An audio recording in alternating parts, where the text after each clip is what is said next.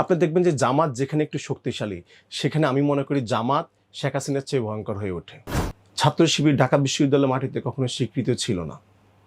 আপনি দেখবেন যে ঢাকা বিশ্ববিদ্যালয়ের মাটিতে ছাত্র শিবির, আপনি গত 15 বছরে একটা ব্যানার নিয়ে কখনো মিছিল করতে দেখেছেন? আপনি কোথাও ফুটেজ দেখাতে পারবেন যে ছাত্র শিবিরের ব্যানারে ঢাকা বিশ্ববিদ্যালয় মাটিতে একটা মিছিল হয়েছে? বরঞ্চ দেখবেন ছাত্র শিবির এখন যারা ছাত্র শিবির পরিচয় বের হচ্ছে, তারাই বিভিন্ন সময় ছাত্রলীগের স্লোগান দিয়েছে, তারাই ছাত্রলীগের পোস্টে ছিল। সাদিক কাইয়ুম এবং ঢাকা বিশ্ববিদ্যালয়ের বর্তমান সভাপতি ফরাদ ফরাদ তো আমাদের সমাজবিজ্ঞান জয়েন্ট সেক্রেটারি ছিল, পদে ছিল, এবং সে এখন পর্যন্ত সে জয়েন্ট সেক্রেটারি পদ থেকে পদত্যাগ করেনি। চকবাজারের ঘটনায় ঢাকা বিশ্ববিদ্যালয় হলে হলে মিছিল হয়েছে, কিন্তু ঢাকা বিশ্ববিদ্যালয়ের মাটিতে সাম্য খুন হয়েছে জুলাই আন্দোলন যোদ্ধা। সাম্যর জন্য হল থেকে মিছিল বের করেনি গুপ্ত বাহিনী।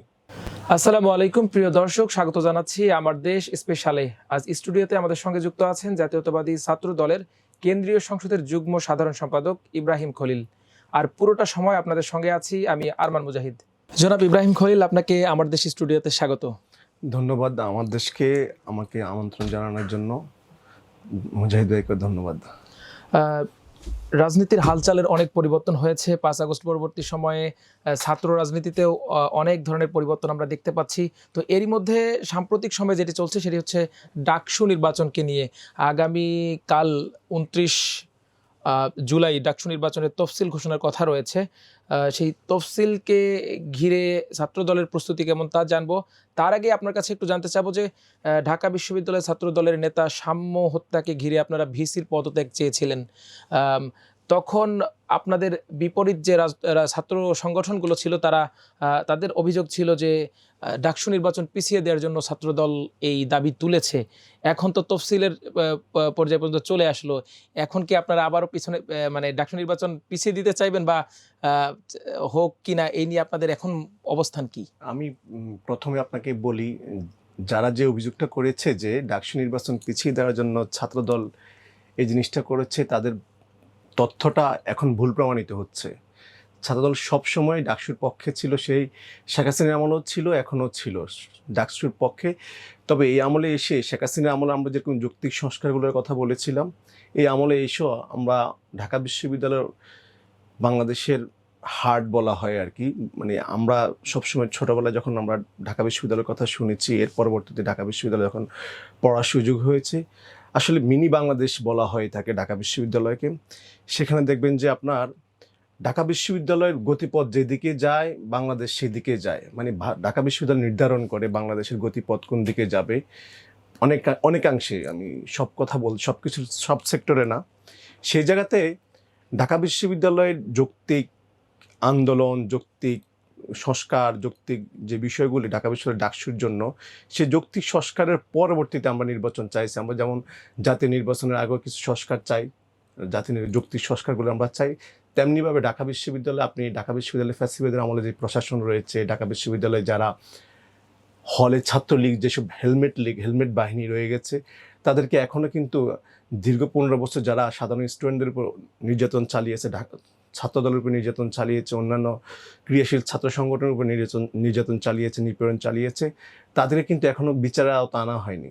এবং যাদের নেতৃত্ব হয়তো শীর্ষ নেতৃত্বে চলে গেছে ছাত্রলীগের, কিন্তু বাকি যারা রয়ে গেছে, যারা বেসিক্যালি যাদের হিটার বাহিনী ছিল, যারা স্টুডেন্টের উপর নিপীড়নটা চালাইতো, তারা কিন্তু এখনও হলে রয়ে গেছে।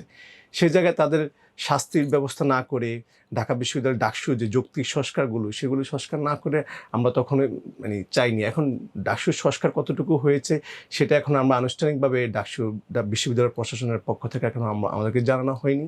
আমরা সবসময় ডাকসুর পক্ষে ছিলাম। তফসিল যেহেতু চলে এসেছে, মানে ঘোষণা হতে যাচ্ছে, সেদিক থেকে আমরা বলতে পারি ছাত্রদল অবশ্যই অংশ নিচ্ছে। এবং ছাত্রদল কতটা আশাবাদী এবারে নির্বাচনকে ঘিরে? আমরা সবসময় আমরা মনে করি বাংলাদেশের নিপীড়িত জনমানুষের কণ্ঠস্বর হচ্ছে ছাত্রদল।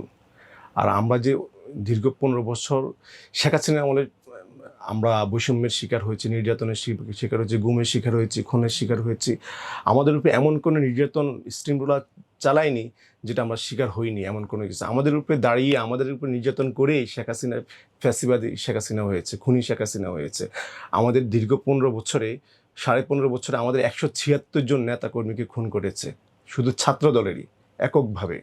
তো সেই জায়গায় আমরা আশাবাদী, বাংলাদেশের যেহেতু ঢাকা বিশ্ববিদ্যালয় সবসময় সরকারের বিপক্ষে মানে নিপীড়িত মানুষের পক্ষে কণ্ঠস্বর। আমরা আশা করি আমরা যে নিপীড়িত মানুষের কণ্ঠস্বর ছিলাম, আমরা আশাবাদী আমরা এখানে যদি এই মৌলিক সংস্কারগুলো করা হয় এবং ছাত্রলীগের বিচারের আওতায় আনা হয় এবং ছাত্রলীগের যারা ছিলেন আশ্রয়স্থলে ছিলেন তাদেরকে যদি মানে সঠিকভাবে বিচার করা হয়, তাহলে আমরা ইনশাল্লাহ আশাবাদী আমরা জিততে পারবো। 5 আগস্টের পরে ছাত্র রাজনীতি মানে আগে থেকেই চলছিল যে ছাত্র রাজনীতির গুণগত পরিবর্তন আনতে হবে, নতুন বাংলাদেশে অনেক স্বপ্ন দেখিয়েছিল যে জুলাই অভ্যুত্থান। তো সেদিক থেকে এই পালাবদলের পর, ক্ষমতার পালাবদলের পর আসলে ছাত্র রাজনীতিতে কতটা পরিবর্তন আসলো সেটা নিয়ে নানাজনের নানা মত আছে। তবে এই ডাকসু নির্বাচনে কোন কারণগুলো, কোন বিষয়গুলোর কারণে ছাত্র দলকে শিক্ষার্থীরা ভোট দিবে বলে আপনি মনে করেন?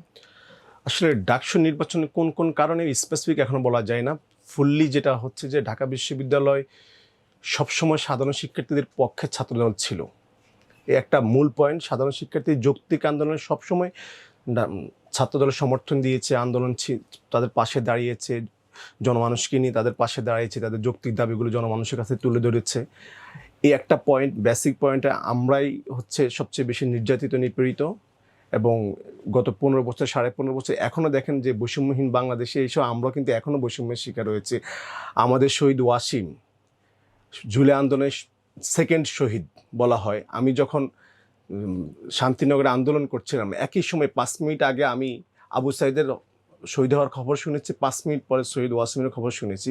কিন্তু আপনি দেখবেন যে 5 আগস্টের পরে এসে আবু সাইদকে বীর বানানো হচ্ছে। আমরা আবু সাইদকে অবশ্যই রেসপেক্ট করে বীর বানাই।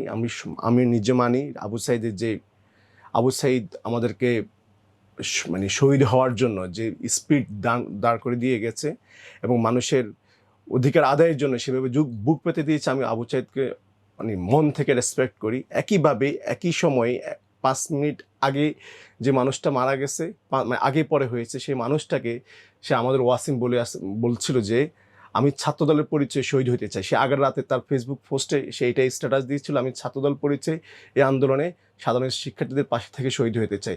সেই পরের দিনই শহীদ হয়েছিল। এবং সেই লাস্ট যে সকালবেলা যে স্ট্যাটাস দিয়েছিল যে চলে আসুন 16 শহরে, সে আন্দোলনের সময়টাতে আপনি দেখবেন যে 5 আগস্টের পরবর্তীতে যে রাজনীতিতে আমরা এখন খুবই দুঃখজনক যে বিষয়গুলি, তখন থেকে ছাত্রদলকে এক ধরনের চাপিয়ে দেওয়ার চেষ্টা করা হচ্ছে, এক ধরনের সাইড করে দেওয়ার চেষ্টা করা হয়েছে। ছাত্রদলের সাথে একটা বৈষম্য করা হয়েছে। ওয়াসিমের নাম শুধু ছাত্রদলের পরিচয় থাকার কারণে ওয়াসিমকে সাইড করে দেওয়া হয়েছে। ওয়াসিম মরে গিয়েও ওয়াসিমের সাথে বৈষম্যের শিকার করা হচ্ছে। এখনো কি আপনারা বৈষম্যের শিকার হচ্ছেন বলে মনে করেন? হ্যাঁ, আমরা অবশ্যই এখনো বৈষম্যের শিকার হচ্ছি। আপনি দেখবেন যে ওয়াসিমকে এই জাতীয় সংসদের ওইখানে হচ্ছে ডিজিটাল ডিসপ্লে হয়েছিল, ওখানে ওয়াসিমের কোনো ছবি রাখা হয়নি সরকারের পক্ষ থেকে। এবং ওয়াসিমকে জাতীয় পাঠ্যপুস্তকে আপনার আবু সাইদের নাম আছে, মুগ্ধর নাম আছে, মুগ্ধকে নিয়ে কথা আছে, কিন্তু ওয়াসিমের কোনো স্মৃতিকথা রাখা নেই জাতীয় পাঠ্যপুস্তকে। তখন থেকে আসলে ছাত্রদলকে বৈষম্যের শিকার হয়েছে। এবং আপনি দেখবেন যে 5 তারিখের পরবর্তী সময়ে ছাত্রদল এককভাবে, শুধু জুলাই আন্দোলনের ছাত্রদলে 142 জন শহীদ হয়েছেন এককভাবে। বাংলাদেশের কোনো সংগঠনের এখন পর্যন্ত তাদের কতজন মারা গেছে সেই পরিচয়টুকু তারা এখনো দিতে পারেনি। কিন্তু ছাত্রদল এইদের 142 জনের আপনার বই প্রকাশ করেছে যে 142 জন কোথায়, কখন, কোন আন্দোলনে গিয়ে শহীদ হয়েছে, কোথায় কিভাবে শহীদ হয়েছে, তাদের সব পরিচয়, তারা কোন ইউনিটে রাজনীতি করে, সব পরিচয় প্রকাশ করেছে। কিন্তু এর বাইরে বাংলাদেশের কোনো সংগঠন কিন্তু তাদের নেতাকর্মীদের পরিচয় প্রকাশ করতে পারেনি। ছাত্রদলই একক সংগঠন যে তার 142 জন সর্বোচ্চ সংখ্যক নেতাকর্মী এই আন্দোলনে শহীদ হয়েছেন। এর আগে এই আন্দোলনের বাইরে 176 জন আমাদের এই শেখ হাসিনা বিরোধী আন্দোলনে গত 15.5 বছর 176 জন গুম খুনের শিকার হয়েছেন। ছাত্রদল বা বিএনপির পক্ষ থেকে বারবার বলা হচ্ছে যে ওয়াসিম সহ অন্যান্যরা বা আন্দোলনের ভূমিকা নিয়ে ছাত্রদল বা বিএনপিকে বারবার বৈষম্যের শিকার হচ্ছেন, আপনি নিজেও যেটি বললেন। তো এক্ষেত্রে ইতিহাসটাকে একরকম বিকৃতি করতে কি রাজনীতিবিদরাই দায়ী কিনা? আমি যে জায়গায় বলতেছেন, এখানে রাজনীতিবিদরা কিছু অংশে যারা নতুন রাজনীতি করছেন, নতুনভাবে রাজনীতির পথ শুরু করছেন, তারা আমি মনে করি দেয়। আপনি দেখবেন যে 5 তারিখের পরে 8 তারিখে যখন গভর্নমেন্ট গঠন হয়, তার পরবর্তী সময় দেখবেন যে আমরা আন্দোলনটা যখন করেছি, আমরা যৌক্তিক আন্দোলন, আমরা চেয়েছি যে এই আন্দোলনটা, যেহেতু ওরা কোটা সংস্কার আন্দোলন দিয়ে শুরু করেছে, ওদের ওদের ব্যানারে থাকুক, আমরা তাদেরকে যত ধরনের সহযোগিতা থাকুক সব ধরনের সহযোগিতা করেছি আমরা। তারা তো স্বীকার করেছে। আপনি যে এই ফেসবুক প্রোফাইল লাল করার বিষয়টা দেখবেন যে আপনি কিছুদিন আগে এটা এটা নিয়ে নিয়ে একটা বিতর্ক হয়েছে। বিতর্কিত হয়েছে, এবং ফেসবুক প্রোফাইল ওই সময় যারা আন্দোলনটা সমন্বয় করেছিল, যখন আপনার হাসনাত নাহিদ এদেরকে ধরে নিয়ে যাওয়া হয়েছে, তার পরবর্তীতে কিন্তু ঢাকা বিশ্ববিদ্যালয়ের বাক্সাসের বর্তমান সভাপতি আব্দুল কাদের কিন্তু আব্দুল কাদেরের সাথে তখন আমরা সমন্বয় করতাম সবসময়। আমি ব্যক্তিগতভাবে নিজে যোগাযোগ করতাম, তখন আমাদের সংগঠনের সিনিয়র নেতৃবৃন্দ, প্রেসিডেন্ট এবং সেক্রেটারি, তারা কিন্তু আব্দুল কাদেরের সাথে সমন্বয় করে কিন্তু আব্দুল কাদেররাই কিন্তু প্রোগ্রামগুলো থ্রো করতো, মানে তাদের প্রেস করতেন সেই জায়গাগুলোতে। আমরা আব্দুল কাদের কিন্তু স্বীকার করেছে যে আন্দোলনে সর্বোচ্চ ভূমিকা ছাত্রদলের ছিল, এবং আন্দোলনে যে আপনার প্রোফাইলের লাল করার যে ঘটনাটা আব্দুল কাদের কিন্তু সত্য নিয়ে এসেছে সামনে। আমরা কিন্তু কখনো ক্রেডিটের রাজনীতি করি। আমরা 5 তারিখের পর থেকে আপনারা দেখবেন যে আমরা ছাত্রদল কোথাও যে আমরা ক্রেডিট নিচ্ছি, আমরাই আন্দোলন করছি, এই আন্দোলন 16 কোটি মানুষের কৃতিত্ব। তবে এই ইতিহাসটা নানাজনের কাছে নানা মতভাবে তৈরি হচ্ছে। এক্ষেত্রে ছাত্র দলেরও দায় দেখেন কিনা? আমরা দেখেছি যে এর আগে ছাত্রদল সভাপতি বলেছিলেন যে যাত্রাবাড়িতে উনি যখন ছিলেন তখন সেখানে কোনো গণমাধ্যম কর্মী ছিল না, কিন্তু আমরাও সেই সময়গুলোতে ওই জায়গাগুলোতে আমরা দেখেছি গণমাধ্যম ছিল। পাশাপাশি শহীদের যে সংখ্যাটা নিয়ে সেখানে দেখা যাচ্ছে আপনি 142 জনের কথা বললেন। আমরা বিভিন্ন গণমাধ্যমে প্রকাশিত হতে দেখছি ছাত্রদল সভাপতি একটা সংখ্যা বলতেছেন, অন্য নেতারা একটা কথা বলছেন। আসলে এক্ষেত্রে আপনাদেরও দায় আছে কিনা? আমি আপনাকে বলি, আমাদের ফাইনাল যে আমাদের বুকলেট তৈরি করা হয়েছে সেখানে 142 জন সংখ্যার কথা উল্লেখ হয়েছে, এবং তাদের টোটাল আমরা নিয়েছি। কিন্তু এর আগে হয়তো বলতে পারে যে 148 জনের কথা একবার মনে হচ্ছে বলা হয়েছিল, তখন আসলে আমরা ফাইনালাইজ করিনি। আমরা তো একদম তৃণমূল থেকে সারা বাংলাদেশে কে কোথায় শহীদ হয়েছেন, কোন ঘটনায় শহীদ হয়েছেন, সব তথ্য যাচাই করার পরে আমাদের পক্ষ থেকে আপনি দেখবেন যে কিছুদিন আগে টিএসসি অডিটোরিয়ামে একটা বুকলেট দেওয়া হয়েছিল। ওই বুকলেট 142 জনের কথা উল্লেখ করা হয়েছে, এবং তাদের পদবি, তারা কোন ইউনিটের রাজনীতি করতেন, কোথায় শহীদ হয়েছেন, সব উল্লেখ করা হয়েছে। আমরা কিন্তু একটি প্রোগ্রামে এমনটিও দেখেছি যে যেখানে শহীদউদ্দিন চৌধুরী উনি ছিলেন, ওখানে এক শহীদ পরিবারকে সংবর্ধনা দেওয়া হয়েছিল ছাত্র দলের কর্মী হিসেবে, ছাত্রদল নেতা হিসেবে। পরবর্তীতে তার ভাই একটা ফেসবুক পোস্ট করেছিলেন যে আসলে তিনি ছাত্রদলের রাজনীতির সাথে যুক্ত না। আসলে এই যে বিতর্কগুলো সৃষ্টি হচ্ছে, এগুলোর মানে অবসানের জন্য আপনি কি মনে করেন যে কোন প্রক্রিয়াটা আসলে একটা সমাধান হতে পারে? জুলাই সনদ কি হতে পারে কিনা? আমরা তো জুলাই সনদ চাচ্ছি। আপনি দেখবেন যে আমাদের দলের স্থায়ী কমিটির সদস্য সালাউদ্দিন আহমেদ কিন্তু জুলাই সনদের কথা বলছে, যে জুলাই মাসে জুলাই সনদটা দেওয়া যৌক্তিক দাবি করেছেন। এবং এটা একই বিষয় হচ্ছে যে আপনি দেখবেন যে আমাদের পক্ষ থেকে যে দাবিগুলো তুলে ধরা হয়েছে, আমরা তো আসলে মানুষ কার কাছে দাবি তুলবো? আমরা তো গভর্নমেন্টের কাছে দাবি তুলবো। এখন আমরা মানুষের কাছে তো আর দাবি তুলবো না, আমরা তো যেহেতু গভর্নমেন্ট এটা দিবে, গভর্নমেন্টের কাছে দাবি তুলবো। আমাদের পার্টি থেকে আমাদের সালাউদ্দিন ভাই বলছেন ফেব্রুয়ারি মাসে দিয়ে এসেছেন, উনি প্রথম ফেব্রুয়ারি মাসে জুলাই সনদের ব্যাপারে উনি আনুষ্ঠানিকভাবে লিখিতভাবে দাবি তুলে এসেছেন। এবং এর পরবর্তীতে উনি হচ্ছে যে কমিশনে গিয়ে তখন উনি বলে এসেছেন যে, এবং প্রধান উপদেষ্টাকে বলে এসেছেন যে আমাদেরকে সনদটা জুলাই মাসে দিলেই সবচেয়ে ভালো হবে। আরেকটা বিষয় বলতে চাই, আপনি যেহেতু নিজেও বৈষম্য বিরোধী আন্দোলনে সরাসরি সম্পৃক্ত ছিলেন এবং আপনার ভূমিকার কথা আমরা জানি, তো এই যে বৈষম্য বিরোধী যে প্ল্যাটফর্মটা ছিল, এই প্ল্যাটফর্মের নেতাদের বিভিন্ন জায়গায় বিভিন্ন অভিযোগ শোনা যাচ্ছে। গত কয়েকদিন আগে গুলশানে যে রিয়াদ নামের একজন, তার বিরুদ্ধে 10 লাখ টাকা নেয়ার অভিযোগ উঠেছিল এবং তাকে আদালত তাকে রিমান্ডও দিয়েছে। তো আপনি কি মনে করেন যে এই প্ল্যাটফর্মটা, বৈষম্য বিরোধী যে ছাত্র আন্দোলনের প্ল্যাটফর্মটা এখনো থাকা প্রয়োজন কিনা? এটা আসলে ব্যাপারটা হচ্ছে কি, আমাদের দেশে যেই কেউ কোনো আন্দোলনে সফল করলে যে মিডিয়া হাইপ তুলে, সে যখন একটা মিডিয়াতে তার প্রচার প্রচারণা ভালো হয়, তখন সে নিজেকে আসলে তার মানে পলিটিক্যাল ইন্টারেস্ট জায়গা শুরু করে, তখন সে মনে করে যে আমি একটা কিছু হয়ে গেছি। দেখা যাচ্ছে তখনই তার পলিটিক্যাল, আপনি দেখবেন যে আমার কাছে যেটা মনে হচ্ছে, ব্যক্তিগতভাবে মনে হচ্ছে জুলাই আন্দোলনের পরবর্তীতে বৈষম্য বিরোধী ব্যানারটা হচ্ছে যে কোনো গভর্নমেন্ট, যেমন আজকের যে গভর্নমেন্ট আছে এবং ভবিষ্যতে নির্বাচিত সরকার আসে, এই ব্যানারটা প্রেশার গ্রুপ হিসেবে থাকলে ভালো হতো। কিন্তু এখন এই ব্যানারটা আসলে ব্যানার নেই, এই ব্যানারটা এখন চাঁদাবাজের আখড়া হয়ে গেছে। এই ব্যানারতে যারা সুযোগ সন্ধানী ছিল তাদের আখড়া হয়ে গেছে, তারা এখন বিভিন্ন নামে পরিচয় দিচ্ছে বৈষম্য বিরোধী। এখন আপনি দেখেন বেসিক্যালি ওই সময় আন্দোলনের সময় একটা সমন্বয় গঠন করা হয়েছে যে নির্দিষ্ট এরিয়া বেসিস, যারা আন্দোলনটা বেসিক্যালি করেছে তারা কিন্তু এই বিষয়টাই বিক্রি করে খাইতে চাচ্ছে না। এর পরবর্তীতে এবং ওই সময়তে যারা মানে ওই জায়গাটাতে ছিল, মানে স্পটে থেকে আন্দোলন করেছে, তারা কিন্তু এই ধরনের জায়গাতে নাই। কিন্তু যারা দেখবেন যে এখন নতুন করে নতুন দলগুলোতে যারা আশ্রয় নিচ্ছে, তারাই দেখবেন যে এই ধরনের কাজগুলো করতেছে, চাঁদাবাজি করতেছে বিভিন্ন জায়গায়। আপনি দেখবেন যে এর আগে আমাদের প্রধান মানে নাহিদ আন্দোলনের প্রধান সমন্বয়কারী যে ছিল, সে নাহিদের উপদেষ্টার নাহিদ উপদেষ্টার পিএসএন নামে এবং এপিএস নামে এপিএস 150 কোটি টাকার দুর্নীতির খবর প্রচার আগের হয়েছে। যেটা ছিল ওটা উপদেষ্টা আসিফ মাহমুদের ছিল।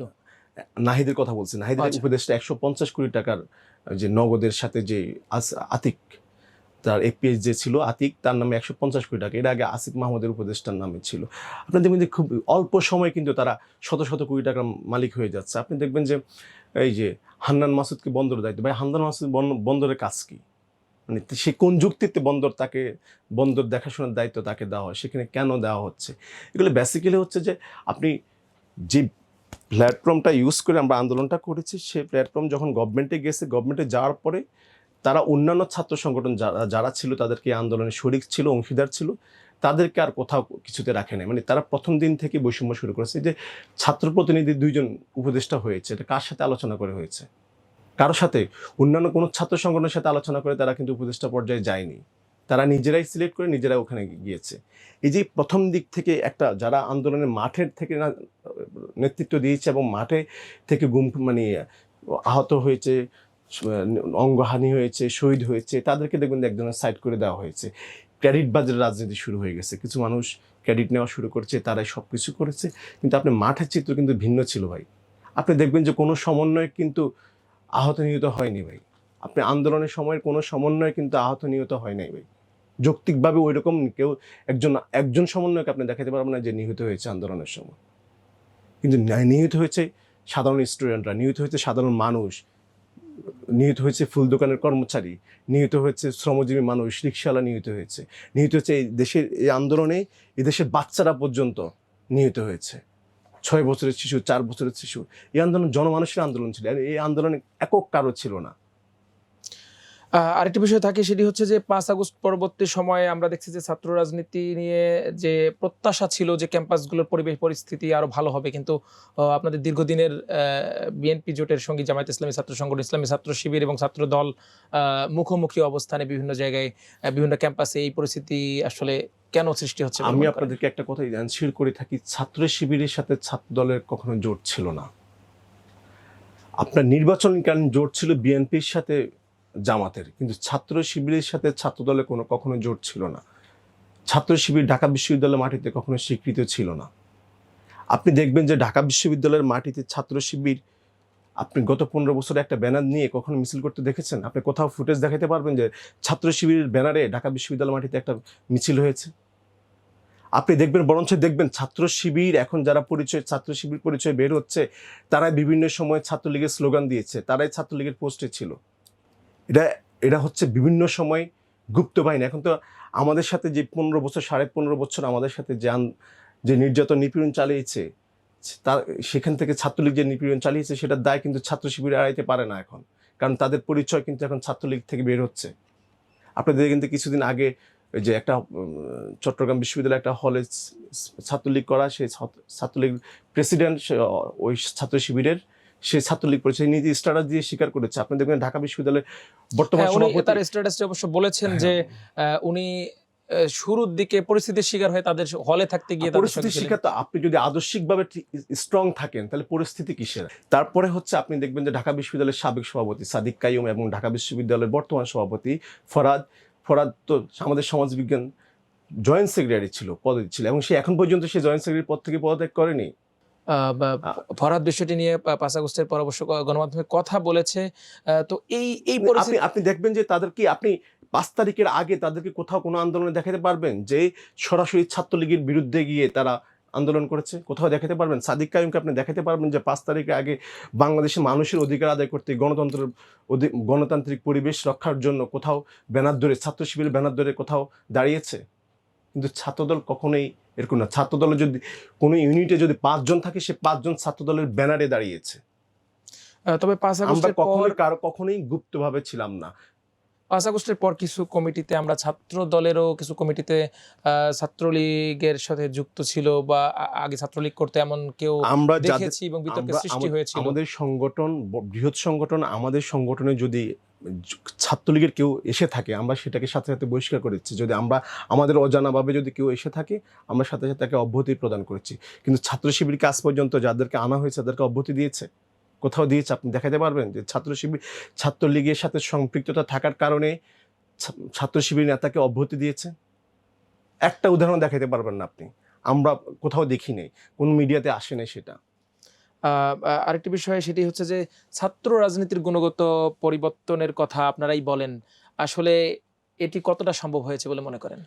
আমরা বিশ্বাস করি বাংলাদেশে 5ই আগস্টের পরবর্তী সময়ে আমরা বিগতবার আমাদের ছাত্রদল সাংগঠনিকভাবে বিশ্বাস করে আমাদের সে আগের মতো ছাত্রলীগের কালচার, হেলমেট বাহিনী, যেরকম গেস্ট রুম নির্যাতন, হলে হলে শোডাউনের রাজনীতি, আমরা সেই রাজনীতি বিশ্বাস করি। আপনি দেখবেন যে 5ই আগস্টের পরবর্তী সময়ে ছাত্রদলের দ্বারা সারা বাংলাদেশের কোথাও কোনো ক্যাম্পাসে আজ পর্যন্ত ঢাকা বিশ্ববিদ্যালয়ে একটা ঘটনা দেখাতে পারবেন না যে ছাত্রদল দ্বারা কোনো শিক্ষার্থী আহত হয়েছে, কোনো শিক্ষার্থী স্লেজিংয়ের শিকার হয়েছে, কোনো শিক্ষার্থী ট্যাগিংয়ের শিকার হয়েছে, কোথাও দেখাতে পারবেন না আজ পর্যন্ত। আমরা বিশ্বাস করি আমরা 5 তারিখের পর থেকে আমরা কখনোই আমরা আগের সাধারণ শিক্ষার্থীদের যৌক্তিক আন্দোলনের সাথে ছিলাম এবং সাধারণ শিক্ষার্থীদের অধিকার আদায়ের সংগ্রামী সবসময় আমরা তাদের পাশে ছিলাম এবং তাদের অধিকার আদায়ের জন্য আমরা রাজপথে জীবন দিয়েছি। সেই জায়গায় আমরা গুণগত পরিবর্তন, যে 21 শতকে যে নতুন রাজনীতি শুরু করার কথা, আমরা সেই গুণগত পরিবর্তনশীল, যেখানে ক্যাম্পাসে ট্যাগিংয়ের রাজনীতি থাকবে না, জোর করে কখনো কাউকে সংগঠনে আনা হবে না, কোনো প্রোগ্রামে নেওয়া হবে না, আমরা সেটা বিশ্বাস করি এবং আমরা এটা প্রতিজ্ঞাবদ্ধ। আপনি গত 10 থেকে 11, এখন তো অলমোস্ট 1 বছর হতে চলেছে, আপনি 1 বছর কোথাও দেখেছেন যে কোথাও ছাত্রদলের নামে এই জিনিসটা প্রচার হয়েছে যে কেউ কাউকে জোর করে ছাত্রদলের মিছিলে আনা হয়েছে? কোথাও আপনি দেখবেন না। এখন পর্যন্ত এই ধরনের কোনো অভিযোগ আমরা পাইনি গত 1 বছরে। ইনশাল্লাহ ভবিষ্যতে এটা পাবেন না, আমরা প্রতিজ্ঞাবদ্ধ। 5 আগস্টের পর বেশ কিছু ঘটনা আসলে দেশবাসীকে একরকম আতঙ্কিত করেছে বলা যায়, যে মিটফোর্ডের সেই ঘটনা, তারপর হচ্ছে লালমনিরহাটের পাটগ্রামে আসামিকে ছিনিয়ে আনার ঘটনা। আসলে এইগুলোতে আগামীর রাজনীতিতে বিএনপি একরকম বিব্রতকর পরিস্থিতির মধ্যে চলে যাচ্ছে কিনা আপনি কি মনে করেন? আপনাকে একটা কথা সবসময় বলে রাখি, বিএনপি কিন্তু এই যে নির্মম নির্যাতন হয়েছে, চকবাজারের যে ঘটনা, মিরপুরের ঘটনা, বিএনপির কোথাও কোনো নেতাকর্মী এই চকবাজারের ঘটনাকে জাস্টিফাই করার চেষ্টা করেনি। প্রতিটা নেতাকর্মী এই চকবাজারের ঘটনা খুবই মর্মান্তিকভাবে তারা কষ্ট পেয়েছে। আমরা সবাই মানে বাকরুদ্ধ হয়ে গেছি যে এই ধরনের, এটা তো হচ্ছে জাহিলিয়াতের যুগের মতো ঘটনা।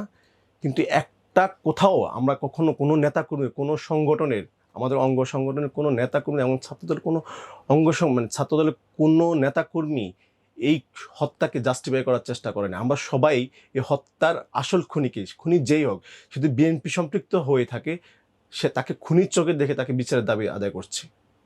আমরা এই খুনকে জাস্টিফাই করতে চাইনি। আপনি দেখবেন যে চকবাজারের ঘটনায় ঢাকা বিশ্ববিদ্যালয় হলে হলে মিছিল হয়েছে, কিন্তু ঢাকা বিশ্ববিদ্যালয়ের মাটিতে সাম্য খুন হয়েছে জুলাই আন্দোলন যোদ্ধা।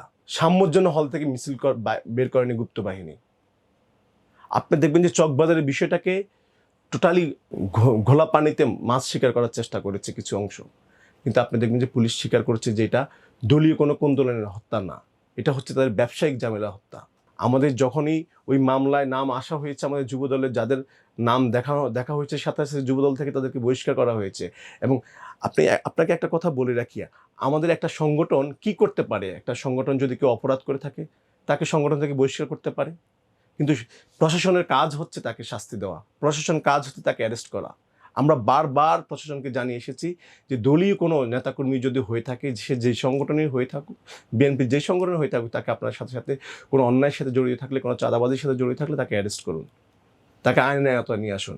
এখন পর্যন্ত আপনি কোথাও দেখেছেন যে বিএনপির কোনো নেতাকর্মী কোথাও যায় কোনো সত্যিকার অর্থে কোনো যে অন্যায় করেছে তাকে থানা থেকে ছুটে আনতে গেছে? আপনি দেখবেন কিছুদিন আগে গত পরশুদিন ছাত্রদলের 2 নেতা চাঁদাবাজির সম্পৃক্ত থাকার কারণে বিএনপির লোকজন তাকে পুলিশে দিয়েছে। এই নজির কোথাও দেখাতে পারবেন বাংলাদেশের ইতিহাসে কোনো রাজনৈতিক দল তাদেরকে করেছে? তবে আমরা কিন্তু এই ঘটনাও দেখেছি যে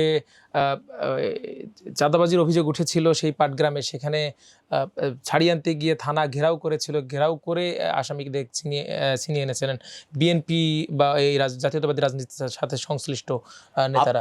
আমি আপনাকে এই কথাটা বলি যে বিচ্ছিন্ন যে গ্রামের একটা কথা বললেন, সেখানে হচ্ছে একটা গ্রামে কিন্তু শুধু বিএনপির লোকজন থাকে না, একটা গ্রামে কিন্তু গ্রামবাসীও থাকে। সেই গ্রামের পাটগ্রামের যে কথাগুলো বলছেন সেখানে গ্রামবাসী ছিল, নট শুধু বিএনপি নেতাকর্মী ছিল। এখানে আপনি এটা সত্যতা কিন্তু আমরা বের করতে পারি না, কারা ছিল স্পেসিফিকভাবে, কার নাম আমাদের কাছে দিতে পারে নাই। এই ঘটনায় তো পরে বহিষ্কারের ঘটনাও ঘটেছে। যে কয়জনকে সম্পৃক্ততা পাওয়া গেছে সাথে সাথে বহিষ্কার করা হয়েছে, কিন্তু ওখানে বেসিক্যালি মানুষ ছিল, অন্য মানুষ, ওই পাড়ার মানুষজন ছিল তাদের সাথে। এখন আপনি উৎসুক জনতা হয়েও আমাদের পার্টির কিছু অংশ মানুষ যেতে পারে, সেটা হচ্ছে আলাদা হিসাব। জুলাইকে ছাত্রদল কিভাবে ধারণ করে? আমরা জুলাইয়ের যত আন্দোলন, যত মানুষ শহীদ হয়েছেন, আমরা প্রত্যেকটা মানুষকে ধারণ করি। আমরা প্রতিটা মানুষ তাদের হৃদয়, তাদের আত্মার মাগফিরাত কামনা করি। ছাত্রদল তাদের সবসময় স্মরণ রাখবে। সারা জীবন ছাত্রদল যতদিন বেঁচে থাকবে এই সংগঠন হিসেবে বাংলাদেশের মাটিতে, ততদিন ছাত্রদল তাদেরকে শ্রদ্ধার সাথে স্মরণ করবে। এবং যারা বেঁচে আছে, আহত হয়ে আছে, এখনও হাসপাতালগুলোতে যারা এখনও মৃত্যুর সাথে পাঞ্জা লড়ছে, তাদের সুস্থতা কামনা করছে এবং আমরা আমাদের জায়গা থেকে যথাসাধ্য চেষ্টা করছি তাদের পাশে থাকার জন্য। এই সাম্প্রতিক একটি নির্বাচন হয়েছে রাজশাহী ইউনিভার্সিটিতে, রাজশাহী বিশ্ববিদ্যালয় অ্যালামনাই অ্যাসোসিয়েশন। সেখানে দেখেছি আমরা জামায়াতের নেতারা, যারা ওই ভার্সিটির আগের শিক্ষার্থী ছিলেন, তারা সেখানে সভাপতি পদ সহ বেশ কয়েকটি পদে জিতেছেন। তো এই নির্বাচনটি আসলে পরবর্তী নির্বাচনগুলো রাকসু বা ডাকসুতে কোনো প্রভাব ফেলবে কিনা, কি মনে করেন আপনি? ভাই, অ্যালামনাই অ্যাসোসিয়েশনের একটা সাথে আপনি জাতীয় রাজনীতি মিলে নিতে হবে না। অ্যালামনাই অ্যাসোসিয়েশন ঢাকা বিশ্ববিদ্যালয় হয়েছে, ঢাকা বিশ্ববিদ্যালয় তো অ্যালামনাই অ্যাসোসিয়েশনের প্রেসিডেন্ট সেক্রেটারি হয়েছে। এটার সাথে তো এটা তো কোনো নিউজ হয়নি। আপনি দেখবেন যে জামাত কিছু বিষয় কোথাও মানে যদি তারা একটু সংখ্যাগরিষ্ঠ থাকে, তারা এটাকেই সারা বাংলাদেশে খাওয়ানোর চেষ্টা করে। আপনি দেখবেন যে জামাত যেখানে একটু শক্তিশালী, সেখানে আমি মনে করি জামাত শেখ হাসিনার চেয়ে ভয়ঙ্কর হয়ে ওঠে।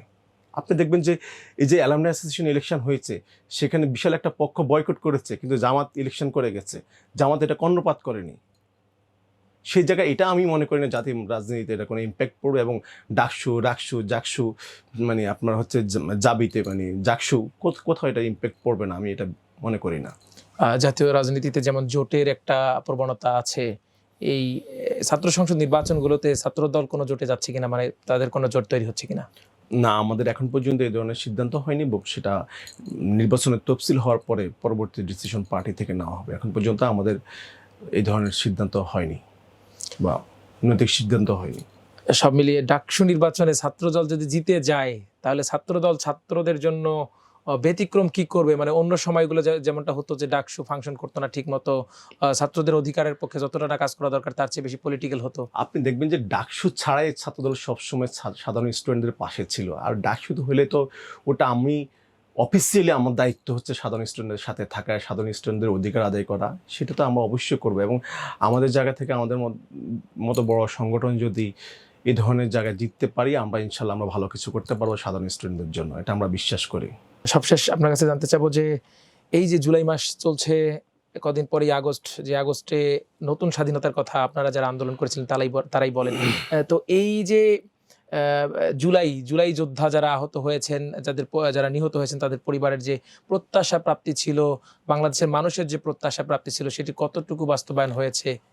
আমি যতটুকু বাস্তবায়ন হয়েছে, বিষয়টা হয়েছে যে গত 10 মাস এবং বা 12 মাস যাই বলেন না কেন, অনেক ধরনের কাদা ছড়াছড়ি হয়েছে। আমরা চাচ্ছি বাংলাদেশের মানুষ শেখ হাসিনার বিরুদ্ধে আবার এক হবে এবং বাংলাদেশের মানুষ সবসময় শেখ হাসিনাকে ঘৃণার চোখে দেখবে। এবং এই আন্দোলনে যারা শহীদ হয়েছেন, যারা আহত হয়েছেন, যারা পঙ্গুত্ব বরণ করেছেন, তাদের সবাইকে বাংলাদেশের মানুষ যে কোনো ক্রাইসিসে সব ভুলে গিয়ে আবার হৃদয় থেকে গ্রহণ করবে এবং শ্রদ্ধার সাথে স্মরণ করবে। এবং সব যে তাদের যে তাদের জন্য যা করার আমরা ইনশাল্লাহ আমরা দলীয়ভাবে এখনও সারা বাংলাদেশে আপনি দেখবেন যে ঈদের সময় আমরা দলীয়ভাবে প্রতিটা শহীদ, কোথাও দলমত দেখা হয়নি, প্রতিটা শহীদ পরিবারের কাছে আমাদের দেশনায়ক তারেক রহমানের উপহার পৌঁছে দেওয়া হয়েছে। এবং এখন পর্যন্ত যেখানে যে শহীদ পরিবারের যে ঝামেলা, সেই ঝামেলাটা মেটানোর চেষ্টা করা হচ্ছে। দল হিসেবে যতটুকু করা দরকার আমরা সেটা করব, এবং ভবিষ্যতে যদি আমাদের সরকার গঠন হয়, আমরা যদি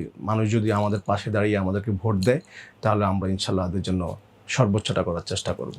শেষে একটা জিনিস জানতে চাই, আপনি নির্বাচনের কথা যেহেতু বললেন, নির্বাচন নিয়ে রাজনৈতিক দলগুলোর মধ্যে এখনো একটি বিষয়ে ঐকমত্য পৌঁছতে পারছেন না, সেটি হচ্ছে পিআর পদ্ধতিতে নির্বাচন নাকি আমাদের যেটা প্রচলিত যে নির্বাচন ব্যবস্থা, আপনি এটিতে আসলে আপনি কি মনে করেন? পিআরের যে দাবি, এটি অনেকে বলছে যৌক্তিক, অনেকে বলছে অযৌক্তিক। বিষয়টা হয়ে গেছে পিআরের যে বিষয়টা হয়ে গেছে, আসলে আমি কাকে ভোট দেবো এটা আমি জানি না।